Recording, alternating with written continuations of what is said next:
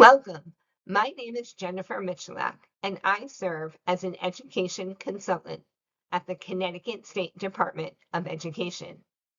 Joining me today is Christy Medancy, Mathematics Coordinator of Wallingford Public Schools and past president of the Connecticut Council of Leaders of Mathematics. Our goal is to highlight a shared vision and invite you to reflect on what this may look like in your own context. Thank you for joining the first in From Foundations to Futures, a PD series on readiness, access, and alignment.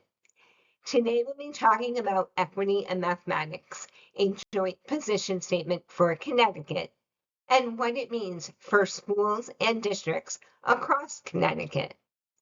This work grows out of a joint position statement created by mathematics education leaders in our state with the support of the Connecticut State Department of Education.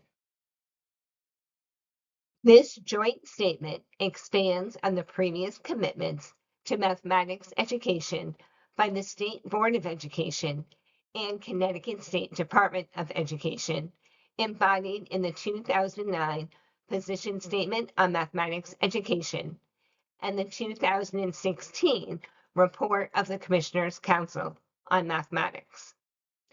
Mathematics education has been evolving over time.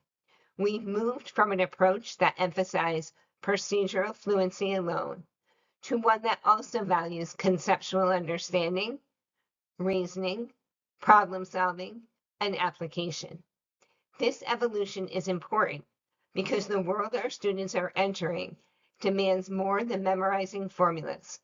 It requires flexible thinkers who can use mathematics to solve problems in new and unfamiliar situations.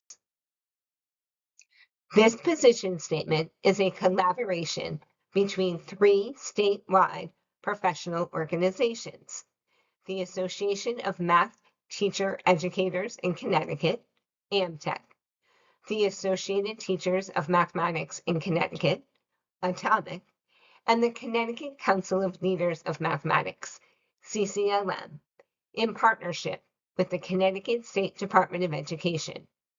That collaboration is significant. It shows that leaders across the state agree on the urgency of addressing mathematics and that we are stronger when we work together. It also signals that this is not just one group's agenda, it's a shared call to action. This statement is organized around three central commitments or pillars that we believe are essential to providing universal access to a rigorous mathematics education.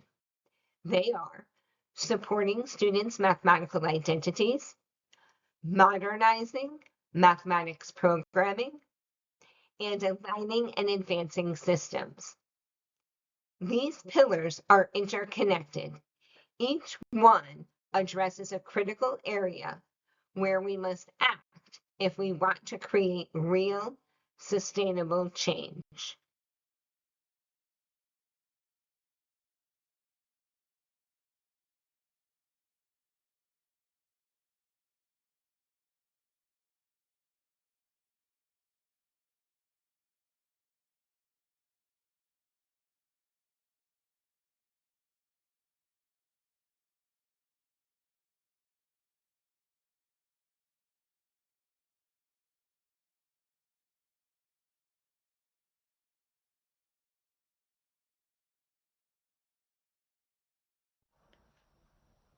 The second pillar calls on us to modernize mathematics programming. That means ensuring our curriculum reflects the needs of the 21st century. We want students to see the relevance of what they're learning, both for their lives right now and for their futures. This includes diversifying the pathways we offer in high school, taking advantage of the flexibilities allowed in the graduation requirements, and providing options like statistics, data science, and modeling courses. Modernizing programming is about preparing students for college, careers, and citizenship in a data-rich world. The third pillar is aligning and advancing systems. Too often, students encounter misalignment between what we teach, how we assess, and what post-secondary institutions require. This pillar challenges us to align assessments with instructional goals, reform systems that sort students into tracks and limit opportunities, and create a consistent vision across K-12, higher education, and state-level policies. Our systems must work together, not at cross purposes, to be successful. Right now, there is an apparent disconnect between what students are required to take in high school, what colleges expect for admission, and what mathematics is critical for success. This variation highlights why stronger alignment is needed between pre-K through 12 and higher education. The flexibilities built into our graduation requirements give us an opportunity to bridge that gap, ensuring that the courses students take not only meet high school requirements, but also set them up for success in college and career. This is why our next generation accountability system is so important. It pushes us to look beyond test scores. For instance, Indicator 5 looks at whether students are participating in advanced coursework, career and technical education, or meaningful workplace experiences. And Indicator 6 looks at whether students are meeting college and career-ready benchmarks on SAT, ACT, AP, or IB exams. Together, these measures remind us that success is not about a single pathway. The challenge is making sure that the pathways we design in high school genuinely connect to opportunities in college, careers, and beyond. Alongside the three pillars, the statement identifies essential conditions that must be in place. The first is focusing on strengths and eliminating deficit perspectives. We need to move away from labeling students by what they can't do. Instead, we should build on their knowledge, creativity, and goals. An asset-based lens promotes positive math identities and helps all students believe in their capacity to learn mathematics.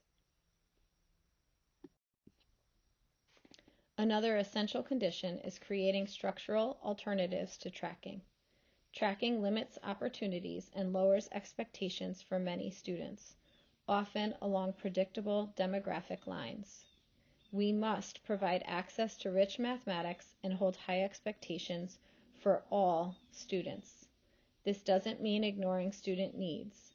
It means designing systems that ensure access and support rather than sorting and excluding. Next, we must prioritize math on equal footing with literacy. Numeracy is as essential to students' futures as reading and writing. That means ensuring time in the schedule for math, investing in ongoing professional learning for teachers, and providing coaching and expertise in numeracy. Just as we have reading specialists, we need strong math leaders and experts in every district. Assessment is addressed as another essential condition. We must use assessment to improve learning, not just measure it. That means providing students with clear feedback, using data to adjust instruction, and ensuring assessments give students opportunities to engage in reasoning, sense-making, and problem-solving. Assessment practices, including grading, should support learning and growth, not reinforce inequities. Finally, it is essential that we consistently implement high-quality curriculum. A strong curriculum supports procedural fluency, conceptual understanding, and problem solving. It provides coherence across grade levels and helps students make connections among mathematical ideas. High-quality resources allow teachers to focus their energy on facilitating rich mathematical thinking and fostering inclusive classroom communities. Now it's your turn to reflect. In what ways have you already addressed these three pillars in your schools or districts? What is already happening in relation to the essential conditions? And what's next? What supports do you need to continue this work? These are the questions that will help move universal access from vision to reality. Thank you for joining us for the first in From Foundations to Futures, a PD series on readiness, access, and alignment. We look forward to you joining us at the next in the series, where you will have the opportunity to learn about the Launch Years Initiative. To support you, we've also developed a PD playlist.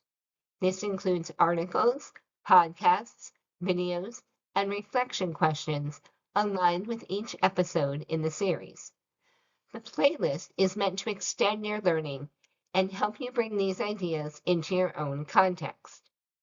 In closing, improving mathematics is about more than raising test scores.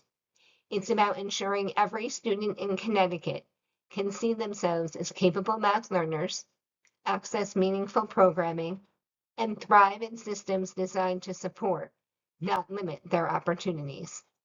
As leaders, you have the power to shape this work in your schools and districts. I encourage you to reflect on today's message and identify one concrete action step you can take. Thank you for your commitment to mathematics education and for the work you do every day on behalf of Connecticut's students.